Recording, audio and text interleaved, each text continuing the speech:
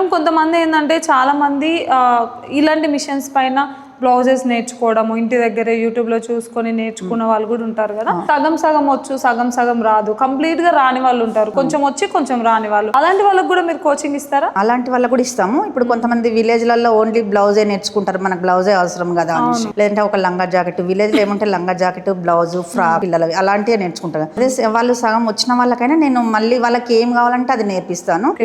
కొంతమంది ఏంటంటే డ్రెస్సే కావాలనుకుంటారు, ఏ డ్రెస్ కావాలంటే అది, ఏ బ్లౌజ్ కావాలంటే అది అలా కూడా నేర్పిస్తాను. ఓన్లీ ఫినిషింగ్ కావాలంటే ఫినిషింగ్ నేర్పిస్తాను. స్టార్టింగ్ నుంచి లాస్ట్ వరకు A to Z కావాలంటే అలా కూడా నేర్పిస్తాను. వాళ్ళకి ఏదైనా సగం సగం వచ్చిన వాళ్ళు ఉంటే దాన్ని బట్టే ఫీజు తీసుకుంటాను. ఓకే, ఫీజు లో కూడా వేరియేషన్స్ ఉంటాయి. ఫీజు కూడా వాళ్ళకి ఏదైనా వర్క్ వచ్చింది అనుకోండి, కొంచెం ఫీజులో కొంచెం తక్కువ తీసుకుంటాను. వాళ్ళకి అలా వర్క్ ని బట్టి చూసి తీసుకుంటాను. వాళ్ళకి వచ్చినా రాకపోయినా ఒక కోచింగ్ సెంటర్ కి వెళ్తే ఏంటంటే వాళ్ళు కంప్లీట్ గా ఫీజు తీసుకుంటారు.